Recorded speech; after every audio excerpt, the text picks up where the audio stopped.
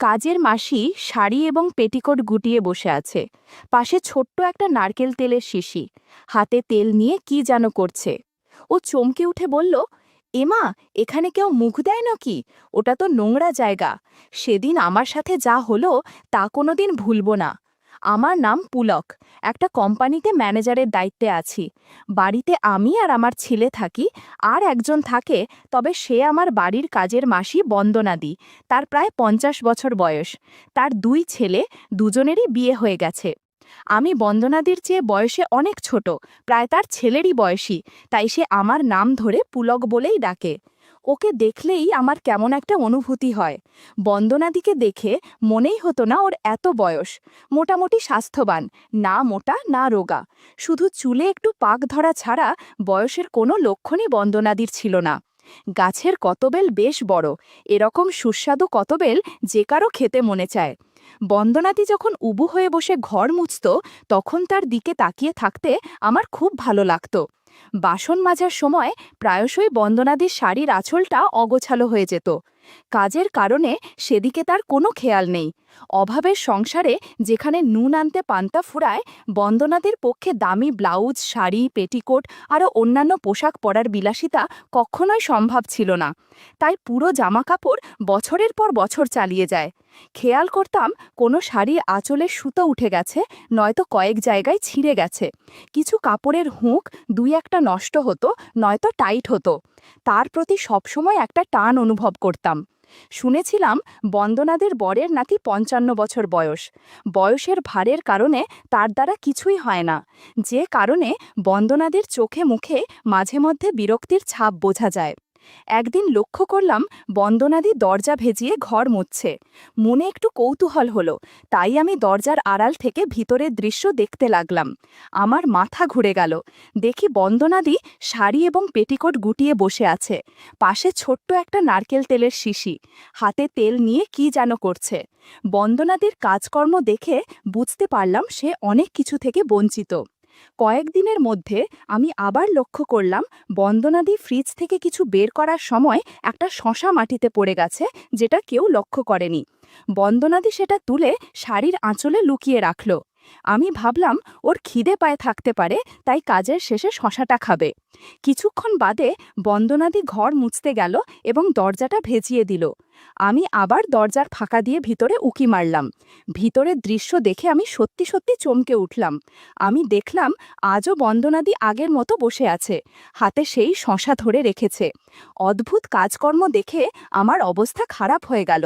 Minute ১০ বাদেই হঠাৎ বন্দনাদি floor খামচে ধরে স্থির হয়ে রইল। আমি কোনোভাবে ওইখান থেকে পালিয়ে বাথরুমে চলে গেলাম। কিছুক্ষণ বাদে আমিও ফ্রেশ হয়ে বের হলাম। এই ঘটনার পর থেকে আমার মনের মধ্যে বন্দনাদিকে নিয়ে নানান চিন্তা ঘুরপাক খেতে থাকে। কিছু বুঝে উঠতে পারছিলাম না কিভাবে কি করব, কিন্তু ওর সাথে আমার বয়সের ব্যবধান এতটাই ছিল যে আমি ওকে এই প্রস্তাব দেবার সাহস পাচ্ছিলাম না। একদিন সাহস করে বন্দনাদিকে বললাম, বন্দনাদি, সিনেমা দেখতে যাবে? শুধু তুমি আর আমি সিনেমা দেখব। বন্দনাদি বলল, হ্যাঁ যাব। তুমি নিয়ে যাবে? কাজের চাপে কতদিন সিনেমা দেখিনি, কবে যাবে বলো? আমি বললাম, আগামীকাল আমার বাড়ির লোক থাকবে না, তাই কালই যাব। আমি বাড়ি থেকে বেশ কিছু দূরে একটা সিনেমা হলে চলতে থাকা একটা হিন্দি সিনেমার টিকিট কেটে রাখলাম। পরের দিন বন্দনাদি একটু সেজেগুজেই এলো। আমি সেদিন ওকে আমার বাড়ির কাজ করতে বারণ করলাম এবং ওকে নিয়ে তখনই বেরিয়ে পড়লাম। সিনেমা হলে ফাঁকা জায়গা দেখে দুজনে পাশাপাশি বসলাম। সিনেমা শুরু হলো। তখন হল অন্ধকার হয়ে গেল। একটু ক্ষুধা অনুভব করার দুটো ডাব ধরলাম খাওয়ার জন্য, কিন্তু খুব একটা প্রতিবাদ করল না। আমার সাহস বেড়ে গেল। বন্দনাদি বলল, পুলক, কি করছো বলো তো? কেউ দেখলে কি ভাববে? আমি বললাম, কেউ দেখতে পাবে না গো, তাছাড়া তোমারও তো ভালো লাগছে।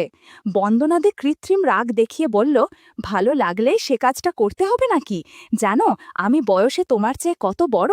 তুমি আমার ছেলের মতো, তাছাড়া এটা ঠিক না। আমি বললাম, বন্দনাদি, এসব কোনো ব্যাপারই না, সব কিছু বয়স দেখে হয় না। আমি জানি তোমার অনেক ইচ্ছা আকাঙ্ক্ষা শখ আছে, আর আমারও ইচ্ছে আছে। বন্দনাদি আর কিছুই বলল না। আমি আমার ব্যাগে একটা শশা নিয়ে গিয়েছিলাম। আমি ব্যাগ থেকে শশাটা বের করলাম। বন্দনাদি বলল, এটা কি আমায় খাওয়ানোর জন্য নিয়ে এসেছো? আমি মুচকি হেসে বললাম, না গো, ঠিক খাওয়ানোর জন্য নয়, আমি এটা এনেছি অন্য কারণের জন্য। একটু পরেই বুঝতে পারবে। বন্দনাদি বলল, তার মানে তুমি কি বলতে চাইছো? আমি বললাম, একদিন তুমি আমাদের বাড়িতে ঘর মুছতে গিয়ে শশা দিয়ে যে কাজ করেছিলে সেটা আমি লুকিয়ে লুকিয়ে দেখেছিলাম। বন্দনাদি আমার কথা শুনে একটু লজ্জা পেল। কিছুক্ষণ পর মৌনতা ভেঙে বলল, হ্যাঁ, ঠিকই দেখেছ। কি করব, আমার বরের ৫৫ বছর বয়স হয়ে গেছে, এখন আর আগের মতো কোনো কিছুই পারে না। আমার কষ্ট কেউ বোঝে না। আমি বললাম, বন্দনাদি, একটা কথা বলবো, রাগ করবে না তো? তুমি আমাকে একটা সুযোগ দাও। আমার কাছে জাদুর লাঠি আছে, তুমি জাদুর লাঠিটা ব্যবহার করে দেখো, দেখবে তোমার মন ভরে যাবে, তোমার খুব মজা লাগবে। বন্দনাদি বলল, না না, তোমার বউ জানতে পারলে আমায় খুন করে দেবে। আমি জবাব দিলাম, আমি ওকে কিছুই জানতে বা বুঝতে দিব না, যা হবে সব কিছুই চুপি চুপি। বন্দনাদি আর কিছুই বলল না। আমি এবার আশীর্বাদ করলাম। কিছুক্ষণ যেতেই কেমনভাবে যেন কেঁপে উঠল বন্দনাদি। আমার মনে হলো জল ফেলেছে, এমনভাবে ফেলেছে যে সামনের সিটে গিয়ে পড়ল। ভাগ্যিস ওই সময় ওই সিটে কোনো দর্শক ছিল না। দীর্ঘশ্বাস ছেড়ে বলল, এভাবে আশীর্বাদ করতে নেই, তুমি পরের বার জাদুর লাঠি দিয়ে আশীর্বাদ করবে কিন্তু। আমি বললাম, সুযোগ পেলে আগামীকালই করব। পরের দিন বন্দনাদি আমাদের বাড়িতে ঠিক সময় কাজে এলো। সৌভাগ্যক্রমে ওই সময় আমার বাড়িতে কেউ ছিল না। আমি বন্দনাদিকে আমার রুমে নিয়ে গিয়ে আমার পাশে বসিয়ে নিলাম। বন্দনাদি বলল, পুলক, এতক্ষণ বসে বসে ভাবছিলে নাকি কখন বন্দনা আসবে আর কখন তুমি আশীর্বাদ করবে? জাদুর লাঠি তো দেখছি কেমন যেন হয়ে আছে। আমি বললাম, ঠিকই বলেছ। এই বলে আশীর্বাদ করতে শুরু করলাম। বন্দনাদি চমকে উঠে বলল, এমা, এখানে কেউ মুখ দেয় নাকি? ওটা তো নোংরা জায়গা। আমি বললাম, বন্দনাদি, তোমায় একটা নতুন অভিজ্ঞতা করাচ্ছি, তোমার খুব ভালো লাগবে। ৩০ মিনিটের মতো এভাবেই কেটে গেল। আমি বন্দনাদিকে বললাম, জানো, তুমি যখন আমার সামনে ঘর মুছতে, আমি তখন তোমার দিকে একভাবে তাকিয়ে থাকি, সারা দিন তোমার কথাই কল্পনা করি। আজ দিয়ে আমার সেই ইচ্ছে পূরণ হয়ে গেল। বন্দনাদি আদর করে মুচকি হেসে বলল, উফ, এই ছেলেটা ভারী দুষ্টু হয়েছে রে ভাই, তুমি তো দেখছি পাগল হয়ে যাচ্ছ।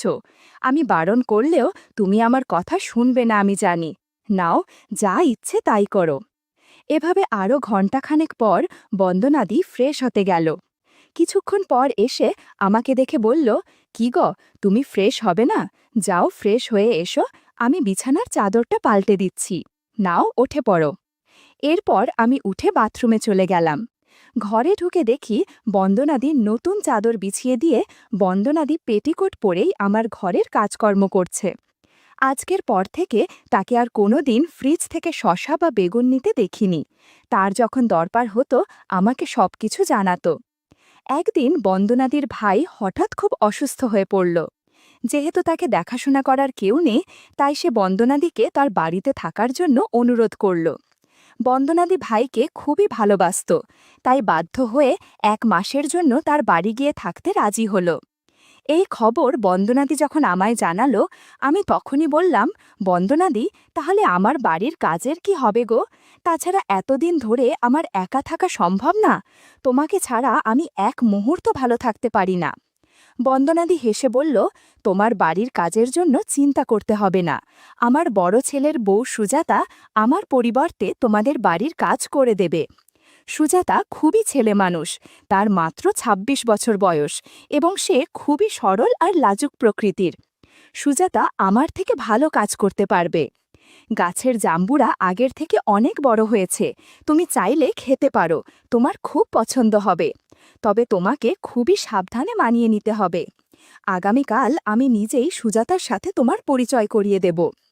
পরের দিনেই বন্দনাদি সুজাতাকে নিয়ে আমাদের বাড়ি এলো। বন্দনাদি সুজাতার বিষয়ে যা বলেছিল সবই ঠিক। সুজাতা বেশ লম্বা, গায়ের রং চাপা হলেও মুখশ্রী বেশ সুন্দর। সুজাতা সত্যি খুব লাজুক, আমার দিকে না তাকিয়ে নিচের দিকেই একভাবে তাকিয়ে আছে। বন্দনাদি আমার সাথে আলাপ করিয়ে দেবার জন্য বলল, সুজাতা, এই হলো পুলকদা। বয়সে তোমার চেয়ে সামান্য বড়, প্রায় তোমার বরেরই বয়সী, সেজন্য আমি ওকে পুলক বলেই ডাকি। পুলক খুব ভালো লোক, আমায় খুবই ভালোবাসে এবং আমার কোনো প্রয়োজনে সাহায্য করার আপ্রাণ চেষ্টা করে। তুমি এখানে মন দিয়ে কাজ করো, পুলক তোমায় সব রকম সাহায্য করবে। বন্দনাদির কথায় আমার মনে হলো সে যেন অপ্রত্যক্ষভাবে সুজাতাকে আমার কাছে আসার জন্য ইশারা করল। জানি না এই যুবতী বউটাকে কিভাবে রাজি করাবো। বন্দনাদি সুজাতাকে বাড়ির সব কাজ বুঝিয়ে দিতে লাগল। সুজাতা ঝাড়ু নিয়ে ঘরের সামনের দিকে হেঁটো হয়ে পরিষ্কার করতে আরম্ভ করল। আমি ওর কাজ করা দেখছি। বন্দনাদি পিছন থেকে আমায় ইশারায় জিজ্ঞেস করল সুজাতাকে আমার কেমন লাগছে। আমিও চোখের ইশারায় বললাম খুবই সুন্দর এবং সুজাতাকে রাজি করাবার জন্য আমি সব রকম চেষ্টাই করব। পরের দিন বন্দনাদি ভাইয়ের বাড়ি চলে গেল এবং সুজাতা একলাই কাজ করতে এলো। সেদিন যেন সুজাতাকে আমার একটু কম লাজুক মনে হলো। আগের দিনের মতো সুজাতা শাড়ির আঁচল গুছিয়ে রাখেনি, কেমন যেন একটা অগোছালো ভাব আছে, যার ফলে কাজ করতে করতে শাড়ির আঁচল অনেকবার পড়ে যাচ্ছিল। বিষয়টা দেখে অস্বস্তিতে পড়ে গেলাম। ঘরের কাজ করার মাঝে সুজাতার সাথে বেশ কয়েকবার আমার চোখাচোখি হলো, কিন্তু সুজাতা কোনোবারই আমার দিক থেকে চোখ সরিয়ে নিল না। আমি গাছের জাম্বুরার দিকে তাকাচ্ছি, বুঝতে পেরেও সুজাতা কিছু মনে করল না। মনে মনে ভাবলাম, তাহলে কি বন্দনাদি সুজাতাকে কিছু বুঝিয়ে দিয়ে গেছে? বিষয়টা বোঝার জন্য হোঁচট খেয়ে পড়ে যাবার ভান করে গাছের জাম্বুরায় ধাক্কা দিলাম। বিষয়টা লক্ষ্য করে সুজাতা লাজুক মুখে বলল, এ কি দাদা, আপনি এই রকম কেন করছেন? আমি তো আপনার প্রায় সমবয়সী, আপনার এরকম করায় আমি খুব লজ্জা পাচ্ছি। তাছাড়া আমার খুব ভয় করছে, আমার শাশুড়িমা জানতে পারলে আমায় মেরেই ফেলবে। প্লিজ এইসব করবেন না। আমি মুচকি হেসে বললাম, সুজাতা, তুমি তো নিজেই বললে আমি তোমার সমবয়সী। ভেবে দেখো, আমি তোমার স্বামীরই বয়সী। স্বামীকে যখন লজ্জা পাও না, তখন আমাকেই বা লজ্জা পাচ্ছ কেন? তাছাড়া বন্দনাদিকে ভয় পাবার তোমার কোনো কারণ নেই। আমি আর বন্দনাদির মধ্যে ভালো বন্ধুত্ব হয়েছে। সুজাতা চমকে উঠল, কি বলছেন আপনি? আপনি তো শাশুড়িমার ছেলের বয়সী। এই বয়সে শাশুড়িমা আপনার সাথে? না না, এটা হতেই পারে না। আমি বললাম, সুজাতা, তুমি বিশ্বাস করো, আমি বন্দনাদির খুব কাছের একজন মানুষ। তার সাথে সিনেমা হলে গিয়েছি, অনেক আনন্দ করেছি, এমনকি তার সম্মতিতেই সবকিছু হয়েছে। সুজাতা চেঁচিয়ে উঠল, একদম বাজে কথা। শাশুড়িমা আপনার সাথে? কখনোই সম্ভব নয়। তাছাড়া আমার শ্বশুরমশাই এখনও যথেষ্ট ক্ষমতাবান, তাকে ছেড়ে আপনার সাথে কিভাবে রইল? না, আমি কিছুতেই মানতে পারছি না। সুজাতা কোনোভাবেই মানতে চাচ্ছিল না। তাই আমি কিছু প্রমাণ দিলাম, যেমন কোথায় জন্মদাগ আছে, কোথায় তিল আছে, ছোট ছোট চুল কোঁকড়ানো ইত্যাদি। বন্ধুরা, ইউটিউবের কড়া নিয়মের কারণে আরও কিছু বিষয় সরাসরি বলা যাচ্ছে না। তোমরা কমেন্টে দেয়া লিঙ্ক থেকে আমার ওয়েবসাইট ভিজিট করো, সেখানে একদম খোলামেলা গল্প দেয়া আছে, যেগুলো ইউটিউবে পাওয়া যায় না। সুজাতাকে সব কিছুর প্রমাণ দেওয়ার পর স্তম্ভিত হয়ে বলল, সত্যি তো, সব ঠিক বলছেন, কিন্তু আপনি এত কিছু কি করে জানলেন? তাহলে সত্যি কি শাশুড়িমা এবং আপনার মাঝে? তা না হলে তো এত বিশদ বিবরণ আপনি দিতেই পারতেন না। সেজন্যই কি বেশ কিছুদিন শাশুড়িমাকে বেশি উৎফুল্ল দেখছি? ইস, আমি তো ভাবতেই পারছি না। আমি সুজাতার হাত ধরে বললাম, দেখো সুজাতা, তুমি খুব ভালো করেই বুঝতে পারছো, আমার এবং বন্দনাদির মাঝে গভীর সম্পর্ক না থাকলে আমি এত কিছু কখনোই বলতে পারতাম না। 50 বছরের মহিলার সাথে বন্ধুত্ব করতে পেরেছি, এখন তোমার মতো আমার সমবয়সী যুবতী মেয়ের সাথে বন্ধুত্ব করলে আমার ভালো লাগবে।